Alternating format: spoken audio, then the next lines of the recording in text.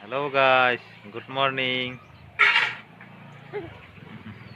আমি আর পাপা সকাল সকাল রৌদ্র তাপ তাপ নেই আমরা না সকাল সকাল।